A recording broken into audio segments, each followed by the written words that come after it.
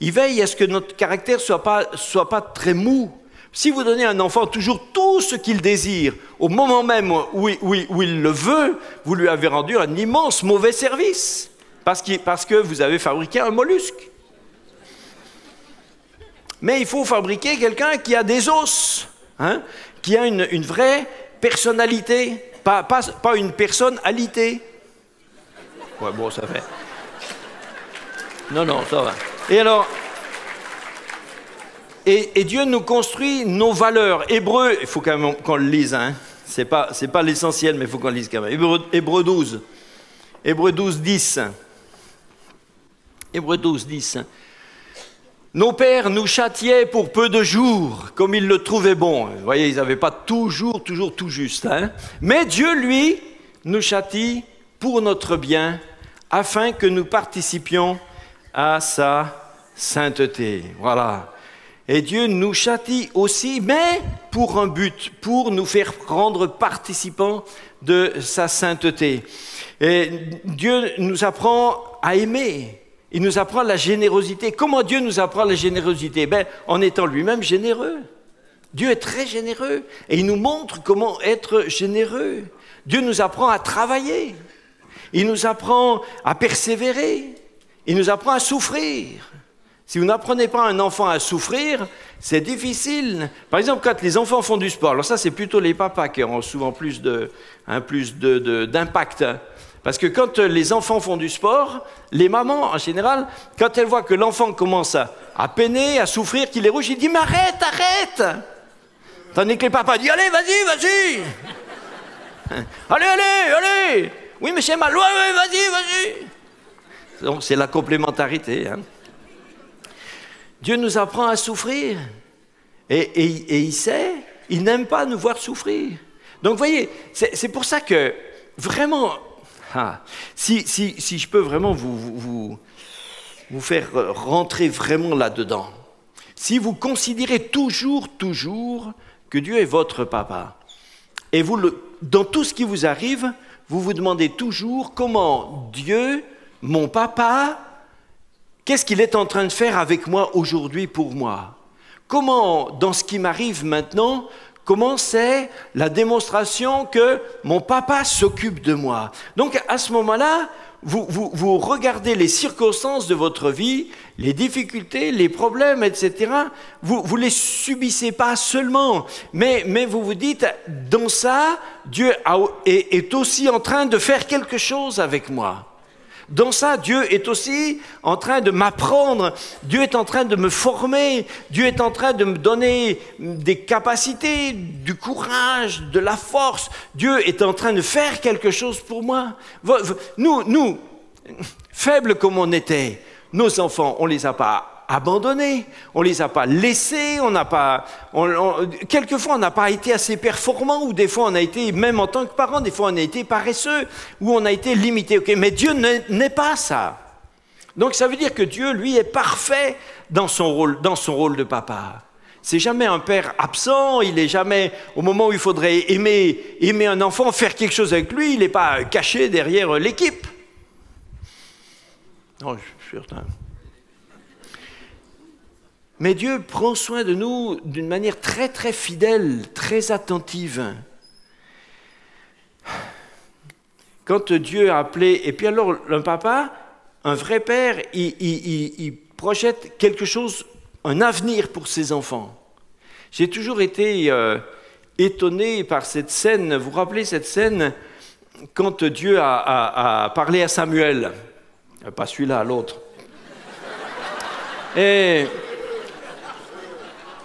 Et donc,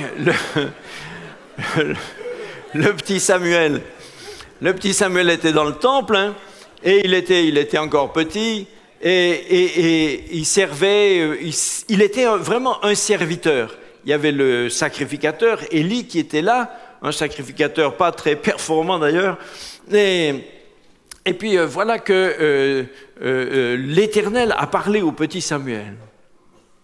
Alors il l'a appelé dans la nuit, Samuel. Alors le gamin, entendant qu'on l'appelle par son nom, s'est dit, ah ça c'est le sacrificateur qui a besoin de quelque chose. peut-être il faut un sucre pour sa tisane, ou bon, voilà. Donc, il se lève, il va vite vers le sacrificateur, et l'autre lui dit, « Ah, non, je t'ai pas appelé. Ah bon, pas de problème. » Il retourne se coucher, il entend Samuel une deuxième fois. Il dit, « Ah, alors ça, c'est quand même curieux. » Il retourne, et l'autre lui dit, « Mais non, je t'ai pas appelé. » À la troisième fois, il s'est dit, « Ça, c'est Alzheimer, hein ?» Non, il ne connaissait pas. Mais, et alors, quand même, le sacrificateur lui dit, « Mais... là, peut-être si quelqu'un t'appelle tout le temps, comme ça, est-ce que Dieu ne serait pas dans le coup des fois, hein? Alors tu lui diras, parle Seigneur, ton serviteur écoute. Et alors Dieu a parlé au petit Samuel. Mais ce qui m'étonne surtout dans cette scène, c'est le contenu de ce que Dieu a dit à ce petit garçon. C'est extraordinaire. Le contenu, en fait, c'est comme si Dieu, tout d'un coup, avait pris ce petit Samuel comme son confident. Dieu n'a même pas parlé à Samuel de ce qui arriverait à Samuel. Il lui a parlé de ce qui allait arriver au vieux sacrificateur. Il lui a dit, écoute, je vais te dire ce qui va arriver à ton patron, là. Hein, parce que le sacrificateur Élie, il est nul, il s'occupe de rien, il n'est pas spirituel, il laisse ces grands dadais de garçons là piquer dans les offrandes qui me sont dévouées, il se comporte très mal, je vais en finir avec cette famille. Et quand Dieu a fini de dire ça, il est parti. Mais moi je me disais, mais quand le petit Samuel après réfléchit à ça, il s'est dit, mais et pourquoi Dieu m'a dit tout ça ? Et pourquoi c'est à moi que Dieu a dit tout ça? Mais parce que implicitement, Dieu est en train de lui dire que parce que il va mettre toute cette famille de côté, c'est lui qui est le successeur. Mais à un petit garçon comme ça, Dieu ne peut pas le lui dire sous cette forme. Mais Dieu le lui a quand même montré comme une ombre à venir.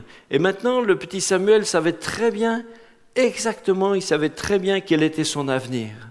Dieu était en train de lui tracer son avenir. Il le préparait à ce qu'il serait plus tard. Il ne pouvait pas lui en dire trop quand même, mais il lui en a dit assez pour que maintenant il puisse clairement orienter sa vie.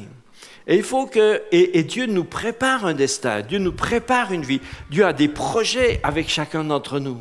Comme nous-mêmes, nous devons aider nos enfants le plus possible à rentrer dans leur vraie vie, dans leur vrai caractère, dans leur vrai appel. Mais nous, on ne connaît pas tout. Mais Dieu connaît ce qu'il a prévu pour nous. Ayez confiance que Dieu a un projet avec vous. Ayez confiance que Dieu a quelque chose en vue. Il veut vous faire réussir dans quelque chose. C'est son projet. Je raconte souvent quand j'étais au lycée, et j'aimais beaucoup la littérature. Et un jour, j'ai discuté avec un prof de français, et il m'a dit, Ribet, tiens, je vais vous prêter un livre, ça va vous intéresser. Je ne me souviens pas du tout pourquoi il m'a proposé ça, et je ne me rappelle même pas qu'on parlait de ce sujet-là, et c'est le seul prof de toute ma vie qui m'a prêté un livre. Donc, voilà. Alors, la semaine suivante, effectivement, il m'a amené un petit bouquin. C'était un petit bouquin, une espèce de petit fascicule verdâtre, moche, assez très, très quelconque, monochrome. Enfin, je ne suis pas sûr de l'avoir lu. Mais je revois très, très bien le titre. Hein. Le titre, c'est très « Tu seras orateur ». Et quand plus tard, j'ai commencé à prêcher, un jour, tac, la couverture de ce petit bouquin est revenue dans ma tête. J'avais une image comme ça, et je me suis dit, mais voilà, Dieu, j'étais pas converti à ce moment-là, et très clairement, je cherchais pas Dieu, hein. Ou alors c'était à mon insu, hein. Mais je me suis après, ça m'a frappé, je me suis dit, mais Dieu, voilà, Dieu savait où il menait. Dieu a un projet, il veut faire quelque chose. Et voilà, quelquefois c'est plus précis, c'est plus direct, on le voit, on s'en rend compte. Et tout le monde ne s'en rend compte pas très bien, mais aussi clairement, aussi précisément. Mais ayez confiance que Dieu est ton papa. Ton papa, il veut t'amener quelque part, il veut faire quelque chose avec toi. Et il a les moyens, il a les capacités de le réaliser. Il va tout faire le mieux possible pour que tu apprennes, pour que tu réussisses, etc. Après, il y aura toujours des moments où il ne fera pas contre notre volonté, dans notre volonté de se soumettre à lui et d'apprendre et d'accepter d'être en apprentissage. Vous voyez, quand on est sur la terre, on est toujours dans une formation alternée. Et voilà, certains apprennent mieux, plus que d'autres, mais même quand on rate, eh bien, ils nous déscolarisent jamais complètement. Si on a vraiment raté, alors Dieu va quand même nous ramener dans une autre capacité, une autre formation, où de nouveau, on va quand même apprendre de nouveau. Il veut nous apprendre à le servir. Luc 11, 11. Luc 11, 11, et il nous donnera les moyens de le servir. Quel est parmi vous le père qui donnera une pierre à son fils s'il lui demande du pain? Ou s'il demande un poisson, lui donnera-t-il un serpent au lieu d'un poisson? Ça, c'est seulement les pères sur la terre. Mais notre Père, qu'est-ce qu'il va faire? À combien plus forte raison, il donnera le Saint-Esprit à ceux qui le lui demandent. C'est-à-dire que notre papa va nous donner les capacités de faire son œuvre. Nous ne faisons pas l'œuvre de Dieu avec des moyens humains, mais nous faisons l'œuvre de Dieu avec les moyens que Dieu lui-même nous donne. Et pour ça, donc, c'est lui qui produit la force et c'est lui qui nous apprend aussi à l'utiliser. Parce que ça ne sert à rien de donner à quelqu'un une arme ou un outil si on ne lui apprend pas à s'en servir comme il faut. Même pour se servir d'un outil ou d'une arme rudimentaire, un arc c'est tout simple, hein? Et puis expliquer comment ça marche, c'est vite fait, hein? Mais après un vrai apprentissage pour être performant, alors c'est toute une démarche, c'est tout un processus. On peut apprendre à compter sur Dieu comme notre Père. Et Dieu va nous faire des fois des pas, des démarches. Je me souviens une fois quand mon fils avait 17 ans, 18 ans, il me dit, 18 ans peut-être, oui, il me dit, ouais, je veux passer le permis de conduire. Je dis, ça c'est une bonne idée. Et je lui dis, et tu penses le payer comment? Alors, bon, il pensait plutôt que c'était moi qui devais me charger de ça. Et j'ai dit, non, mais tes sœurs, elles ont le permis de conduire, mais elles ont participé, donc il faut que tu... Oui, mais moi, j'ai rien. Je lui dis, mais tu sais comment je fais, moi, quand j'ai pas? Ben, je prie, hein. Donc, il y a ça. Alors, je lui dis, je te propose, on fait moitié-moitié. Moi, je prie à moitié avec toi, et toi, tu fais l'autre moitié de la prière. Bon... En tout cas, c'est ce qu'on a fait. On a prié. Et puis, à l'époque, il était dans un lycée professionnel. Et quand il avait quitté le collège, la fin du collège, c'était... J'espère qu'il n'écoute pas aujourd'hui. Hein. Barnabé, va faire un café à la cuisine, tu reviens dans 2 minutes. Et donc, quand il était au collège, c'était un peu désastreux. J'étais convoqué régulièrement par les profs, votre fils, il bavarde, mais il n'étudie pas, etc. Et la fin du collège, c'était... Bon, après, il était dans un lycée professionnel, il s'est mis au travail. Mais un jour, quand on a fait cette prière, un jour, je reçois un coup de fil du directeur, là-bas, il me dit, voilà, c'est le lycée machin. Oula, je dis, oula, ça y est, qu'est-ce qui arrive? Il m'a dit, non, voilà, écoutez, chaque année, enfin, ou de temps en temps, on donne plutôt de temps en temps, on donne un prix. L'association des anciens élèves du lycée aime décerner un prix à un élève méritant.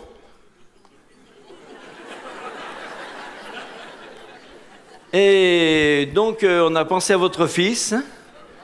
Je dis, vous êtes sur le nom, vous n'êtes pas... Non, voilà. Et il avait complètement changé, il était tout changé, tout transformé là-bas. Et finalement, c'est lui qui a eu le prix. Et il y avait un chèque. Un chèque. Et le chèque représentait, je ne sais plus, à peu près, je pense que c'était à peu près les trois quarts de ce qu'il fallait pour le permis à cette époque-là. Non, c'était intéressant, hein. Après, je lui ai dit, alors, tu vois, la prière, ça c'est important. Parce que, bien que tu sois très très méritant, je pense quand même que Dieu, Dieu a mis aussi un petit coup de pouce pour que ça réussisse. Et c'est comme ça que notre papa nous aide. Lui, il peut tout faire. Pourquoi nous, on devrait faire des actes de foi? Non, vous n'avez jamais réfléchi à ça? Pourquoi Dieu nous demande de faire des actes de foi pour des trucs que lui, il aurait pu résoudre en entier directement? Ça irait plus vite. Hein? Votre fils vous demande quelque chose. Plutôt que de l'aider à faire des actes de foi et à mobiliser sa foi, sa persévérance, hein, bah, si tu as les moyens, tu lui payes, voilà, hop, voilà 5 000. Mais Dieu n'est pas limité. Donc pourquoi Dieu se donne de la peine de tellement ralentir son œuvre, hein? C'est ça en fait. Dieu se donne la peine de ralentir son œuvre. S'il veut, il a tout fini. Mais non, parce qu'il aime nous le faire faire. Il aime qu'on grandisse. Et la seule façon de grandir dans quelque chose, c'est en le faisant, c'est en le mettant en pratique. Alors Dieu dit, ben voilà, je te donne un petit bout, il faut que tu apprennes à chercher le reste. Alors on apprend à chercher le reste. Et après on est content, on est content d'avoir tellement de foi, on est tellement fiers d'avoir eu tellement de foi, etc., quoi. Mais la relation de Dieu avec le Père est aussi intéressante de voir comment, dans le Nouveau Testament, elle est relatée entre Dieu et Jésus. Parce que c'est aussi une démonstration de comment est le Père avec le Fils. Le psaume 2,7, je publierai le décret, l'Éternel m'a dit, tu es mon fils, je t'ai engendré aujourd'hui. Le Papa céleste parle à son fils, il lui dit, tu es mon fils, tu es mon fils. Il identifie la relation. Le jour de son baptême, dans Matthieu 3,17, le Père a parlé du ciel, et une voix fit entendre des cieux ces paroles, celui-ci est mon fils, bien-aimé, en qui j'ai mis toute mon affection. Ouais, on peut le laisser là 2 secondes. Le Père, dans le ciel, a parlé du ciel, et il a dit, à propos de son fils, il a dit, celui-ci est mon fils bien-aimé, en qui j'ai mis toute mon affection. Donc il a dit 2 fois la même chose. C'est mon fils bien-aimé, et il a toute mon affection. Donc il répète 2 fois la même chose. Autrement dit, le Papa dans le ciel est en train de dire à toute la terre, ça c'est mon fiston et je l'aime. Voilà. Ça c'est mon fiston et je l'aime. Entre parenthèses, les parents, montrez que vous aimez vos enfants. Montrez que vous aimez vos enfants, que vous êtes fiers d'eux. Après, quand vous avez besoin de leur parler en particulier, vous réglez ça à la maison. Mais montrez que vous êtes fiers d'eux. Notre Papa, dans le ciel, a dit de son Fils, il a dit, ça c'est mon Fils bien-aimé. Et dans Marc 1,11, c'est la même scène, mais une voix fit entendre des cieux ces paroles, et ici il dit, tu es mon Fils bien-aimé, en qui j'ai mis toute mon affection. C'est la même scène, hein.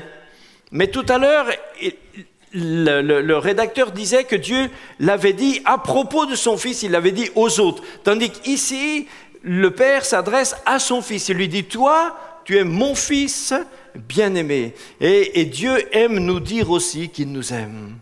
Notre Papa aime nous dire. Et nous, on chante, on loue, on lui dit aussi, on a passé du temps tout à l'heure dans la louange, on a dit, Papa, je t'aime. Alors Dieu nous dit aussi, mes enfants, je vous aime. Voilà. Plus on grandit dans cette relation, plus elle devient forte, plus elle nous soutient. Le jour de la transfiguration, il s'est passé une scène à peu près semblable dans Matthieu 17,5. Matthieu 17,5, Dieu l'a redit de nouveau. Comme il parlait encore, une nuée lumineuse les couvrit. Et voici, une voix fit entendre de la nuée ces paroles, ceci est mon Fils bien-aimé, en qui j'ai mis toute mon affection. Voyez, Dieu le papa aime dire à ses enfants qu'il les aime. Jésus se savait aimer du Père. Du coup, c'était sa force. Il a dit, dans Jean 10, 15, 17, on ne va pas tout le lire, il a dit, le Père m'aime. Il savait, il le proclame, c'est sa force. Il a dit, le Père aime le Fils. Il se connaissait, personne ne connaît le Fils si ce n'est le Père. Et personne ne connaît le Père si ce n'est le Fils. Dieu le Fils l'a fait connaître. Dieu fait connaître ses enfants. Le Père amène son Fils à la réalisation de soi. Jean 3,16, Dieu a donné son Fils afin que... Voilà. Mais c'est le Père qui a amené son Fils à réaliser son œuvre. Voyez, notre Père dans le ciel nous amène dans les conditions pour réaliser l'œuvre pour laquelle il nous a préparés. Je finis vite parce que je ne veux pas être très long, je suis déjà à la moitié de mon message là. Romains 1,4, Romains 1,4, il a été déclaré fils de Dieu avec puissance, selon l'esprit de sainteté par sa résurrection d'entre les morts, c'est Jésus-Christ, notre Seigneur. Pourquoi il dit déclaré fils de Dieu avec puissance? Il était déjà fils de Dieu. Mais là c'est l'occasion où il a été proclamé, il a été déclaré. Il l'était bien sûr, mais il a été déclaré fils de Dieu avec puissance. Dieu veut, notre Papa veut nous faire grandir par sa puissance. Il nous déclare fils, ses enfants, il nous déclare fils avec puissance à cause de l'œuvre qu'il a réalisée en nous. Colossiens 1,13, Colossiens 1,13, il nous a délivrés de la puissance des ténèbres et nous a transportés dans le royaume du Fils de son amour. Vous voyez, ici, ce n'est pas le royaume de Dieu, c'est le royaume du Fils de son amour. C'est le royaume de son Fils aimé. Dieu, le Père, a donné le royaume, son royaume, il l'a donné à son Fils. Et nous-mêmes, par rapport à Dieu, nous sommes aussi héritiers de Dieu. C'est-à-dire que notre héritage va nous revenir. Notre héritage va nous revenir. Comme Christ a reçu son héritage, c'est maintenant le royaume du Fils de son amour. Dieu va nous donner notre héritage. Il nous fait nous réaliser nous-mêmes pleinement. Hébreux 2,10, encore pour terminer, Hébreux 2,10. Il convenait en effet que celui par qui et pour qui sont toutes choses et qui voulait conduire à la gloire beaucoup de fils. Ah, Dieu voulait conduire à la gloire beaucoup de fils. Ouh, ça nous concerne ça. Ça nous concerne. Parce que Dieu est notre Père, il veut nous conduire dans sa gloire. On n'est pas juste sauvé. Moi, je crois que certains chrétiens, vous êtes en déficit par rapport à ça. Beaucoup de chrétiens ne savent pas que dans le salut en Jésus-Christ, ils ont été glorifiés. Vous avez été, d'accord, vous avez été absous, voilà, mais beaucoup trop de chrétiens voient juste le salut comme si c'était juste le fait que la colère de Dieu est passée, quoi. Hein, la colère de Dieu devait tomber sur eux, et puis Dieu a dit, bon, allez, ok, je passe encore pour cette fois. Hein? Et pour certains, c'est juste le salut, c'est juste qu'ils ont échappé à l'enfer. Ils étaient au bord du trou, l'enfer était devant, ils étaient au bord du trou, ils allaient encore faire un pas, ils allaient tomber dedans, et puis le Sauveur est arrivé. Il les a saisis comme ça, il les tire en arrière, il dit « Alors, t'as pas vu le trou là, hein? Va jouer plus loin. »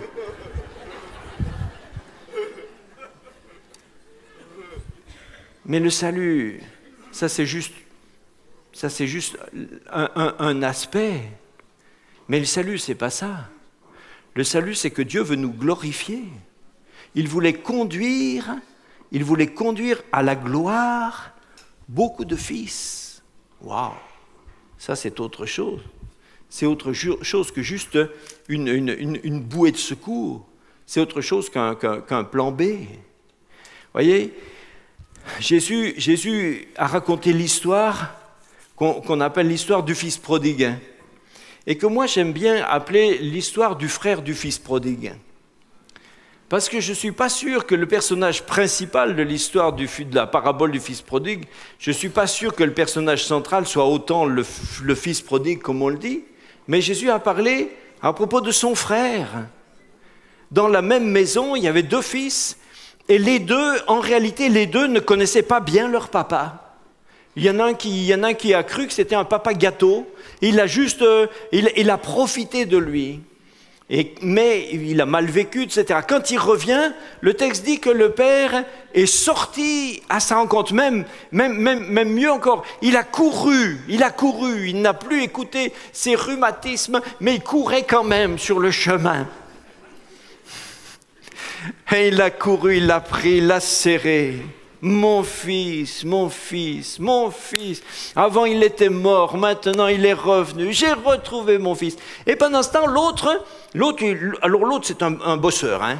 Un bosseur, travailleur. Il revenait des champs et il entend qu'on fait la fiesta à la maison. À l'entrée du domaine, le premier serviteur qui rencontre, il dit « C'est quoi cette guignolerie-là? Qu'est-ce que c'est que ces histoires ? On n'est pas un jour de fête, les gens chantent, et le travail, ça ne rentre pas. » Alors j'ai dit « Mais ton frère ?» Et il lui disait avec prudence, parce qu'il se doutait que les relations... Il dit « C'est ton frère qui est revenu. » Il a dit « Quoi ? Quoi ? Se débaucher ?» Et il ne voulait pas rentrer pour faire la fête. Et là, de nouveau, le texte dit que de nouveau, le papa est sorti de la maison. De nouveau, c'est écrit, le père sorti pour lui parler. Il a eu moins de route à faire parce que l'autre était plus près, mais il était dehors quand même. Il n'a pas eu à courir parce qu'il était devant la porte, mais il devait sortir quand même. Mais le papa l'aimait aussi. Et il a dit, écoute, tu as tort, tu devrais rentrer, je suis ton papa.